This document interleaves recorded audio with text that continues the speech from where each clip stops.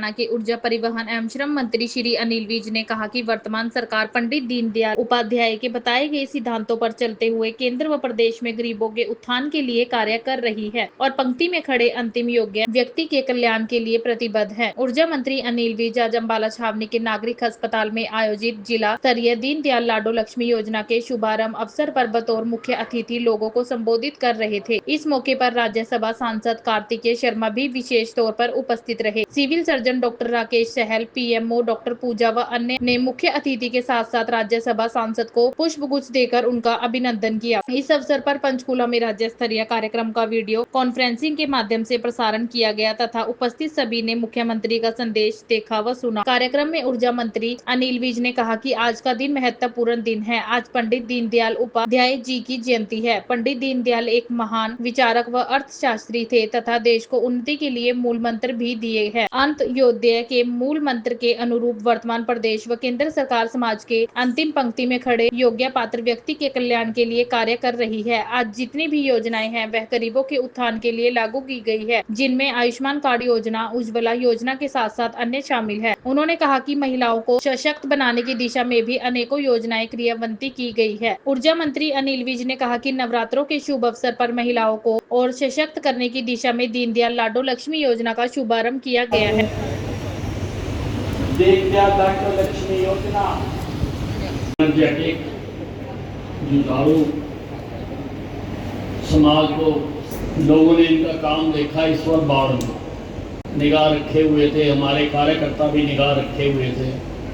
बहुत काम किया है बाढ़ में और हर जगह हर कोने में पहुंचकर इन्होंने सहायता पहुंचाने की पूरी कोशिश की और सारा प्रशासन यहाँ पर लगा। सीएमओ साहब राकेश सहल जी वो पहले यहाँ पर पीएमओ भी रहे हैं और ये जो आप अस्पताल बना हुआ देख रहे हैं ये उनके समय में ही बना। आपको पुराने अस्पताल का भी मालूम है कि वो केवल एक रेफर अस्पताल था, केवल यहाँ से मरीज चंडीगढ़ पीजे भेजे जाते थे। और मैंने एक बार डाटा कलेक्ट करवाया था कि कितने मरीज रेफर करे और कितने पीजे तक जिंदे पहुंचे। एक एक मरीज का मैंने रिकॉर्ड दिखवाया था तो आधे भी नहीं पहुंचते थे। कुछ लालू तक दम तोड़ देते थे, कुछ डेरा बस्सी तक, जीरकपुर तक भी कोई पहुंचता था।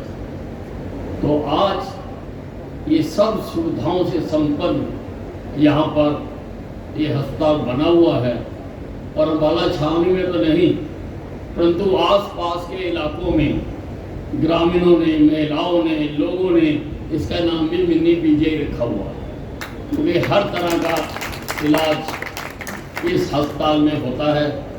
जहाँ पर कभी एक्सरे की मशीन नहीं होती थी वहाँ पर एमआरआई है, सीटी स्कैन है, अल्ट्रासाउंड है, वहाँ पर एक्सरे की भी बहुत बढ़िया मशीन है, हार्ट सेंटर है, डायलिसिस सेंटर है। ये सब इस अस्पताल में है। कैंसर अस्पताल है और क्रिटिकल केयर सेंटर जिसकी हमारे सारे रीजन को बहुत ज़रूरत थी, बड़ी तेज़ी से पीछे बन रहा है। 100 बेड का और हम अस्पताल बना रहे हैं और जल्दी ही पेट स्कैन के भी टेंडर होने जा रहे हैं। जल्दी ही यहाँ पर पेट स्कैन भी लग जाएगा क्योंकि कैंसर अस्पताल में हमारी सरकार, मुझे भी राजनीति का चस्का जवानी में ही पड़ गया था। मैं कॉलेज में पढ़ता था तभी से रुचि ले रहा हूँ और मैंने अम्बाला को बढ़ते हुए देखा।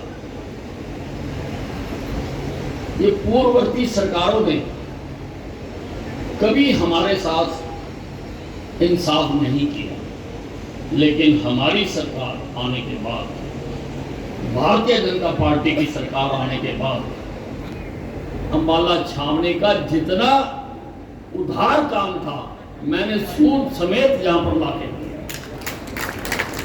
सूद समेत। ये केवल अस्पताल नहीं, कई और प्रोजेक्ट भी आपको चारों तरफ अम्बाला में नजर आ सकते हैं। आज यहाँ पर हमारी चुनावी घोषणाओं के अनुरूप हमने कहा था कि हम 2100 रुपया महिलाओं को पेंशन देंगे, और आज वो दिन आ गया। आज का दिन भी कई मानों में महत्वपूर्ण है। आज दीनदयाल उपाध्याय जी का जन्मदिन भी है। दीनदयाल उपाध्याय जी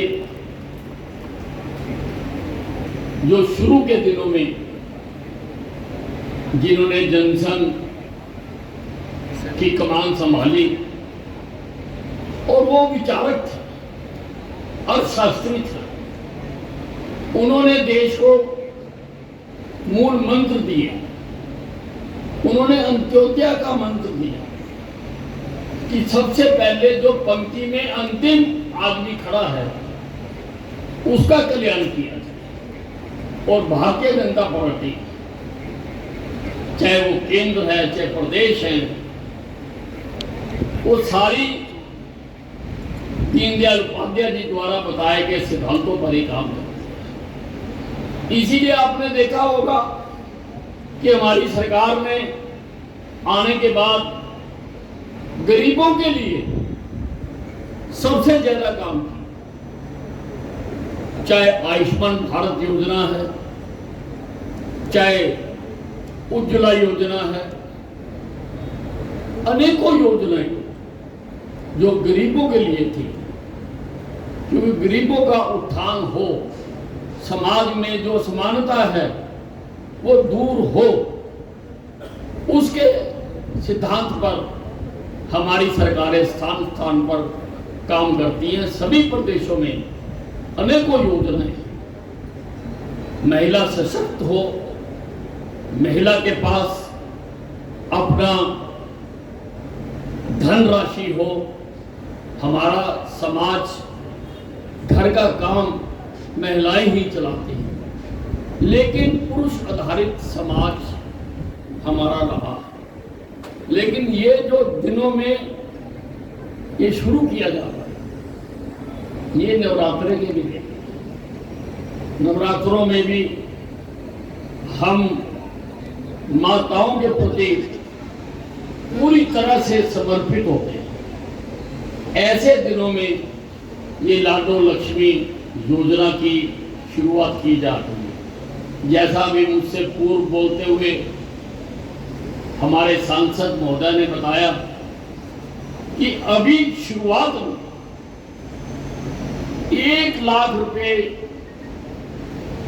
की आय तक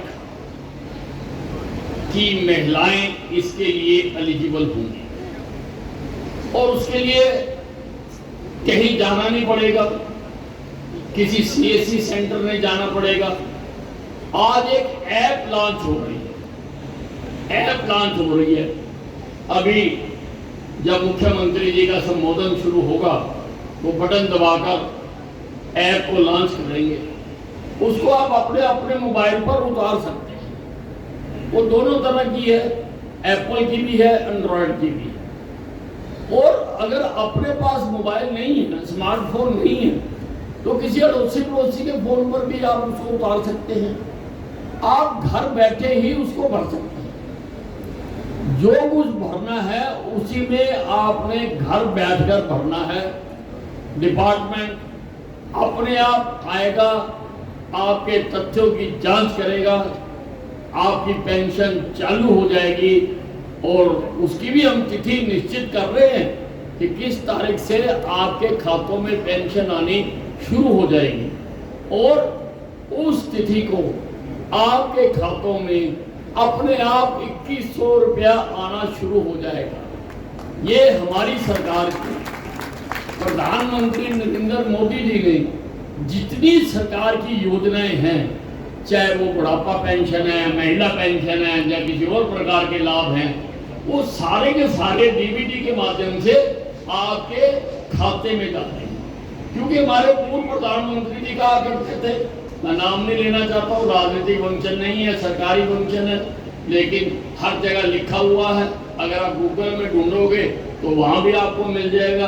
वो कहा करते थे कि सरकार अगर लाभ का 100 रुपया देती है, सरकार अगर लाभ का 100 रुपया देती है तो लाभकर्ता के खाते में 15 रुपए जाते हैं, 85 पैसे तो लेने देने वाले खा जाते हैं। लेकिन हमारी सरकार ऊपर से अगर 100 रुपया आता है तो 1 पैसा भी कम नहीं होता, 1 पैसा भी, 100 के 100 रुपए लाभकर्ता के खाते में, लाभकर्ता के खाते में जाते। तो जिस दिन ये अभी फॉर्म भरे जाएंगे, आप अपने अपने घरों में भरोगे, और ये ऐसा नहीं है कि ये 1 लाख तक वालों को ही मिलेगी। हम फेज मैनर में इसको चलाना चाहते हैं।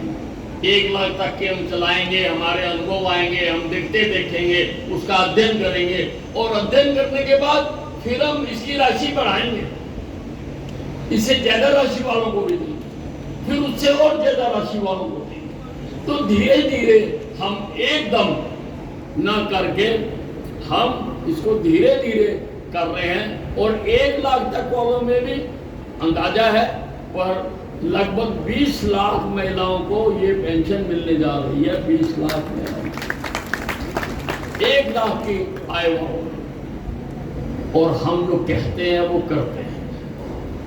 हमारे आजू बाजू वाली सरकारों ने कई तरह की झूठी घोषणाएं करके उन्होंने सरकारें बना दी, लेकिन 1 पैसा भी नहीं दिया आज तक। लेकिन ये सरकार, नरेंद्र मोदी की सरकार, नरेंद्र मोदी के आशीर्वाद से चलने वाली सरकारें जो कहती हैं वो करके दिखाती हैं,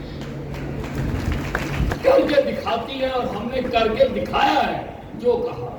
हम एक सोशल वेलफेयर स्टेट, हमारा काम है लोगों की भलाई करना, लोगों की सेवा करना, लेकिन झूठे वादे हम नहीं करते हैं। हमारी सरकार झूठी सरकार नहीं है। झूठी सरकारों के अगर आपने नाम लेने हैं तो बहुत सारे नाम गिनाए जा सकते हैं, झूठे नेताओं के नाम गिनाए जा सकते हैं जो घोषणाएं करते हैं, लेकिन चुने जाने के बाद जनता की तरफ मुड़कर भी नहीं। लेकिन हमने कहा था कि हम करेंगे, और आज वो दिन आ गया। आज अच्छा दिन है, आज दीनदयाल उपाध्याय जी का जन्मदिन है, और आज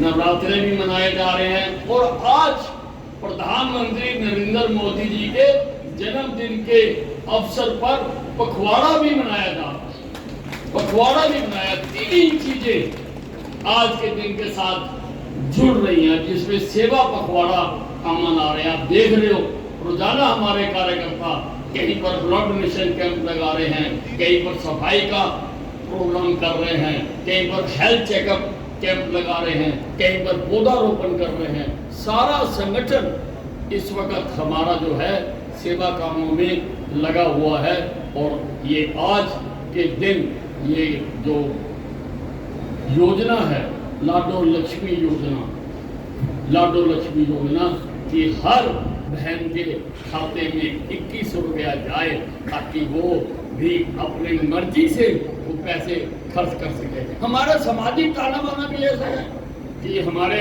परिवार में हम बच्चों को भी किसी को कोई गिफ्ट देते हैं, किसी को पैसे देते हैं, किसी को सगन देते हैं, तो महिलाएं भी सक्षम होनी चाहिए, जिस प्रकार से उनके पास पैसा हो और वो अपने पैसे से अपनी इच्छा अनुसार उसको खर्च कर सके। ऐसी योजना ये आज शुरू की गई है, और आज उसका अभी थोड़ी देर में मैं देख रहा हूँ कि पूरी तरह से समय हो चुका है। जल्दी ही हमारे मुख्यमंत्री जी आपसे रूबरू होंगे। धन्यवाद।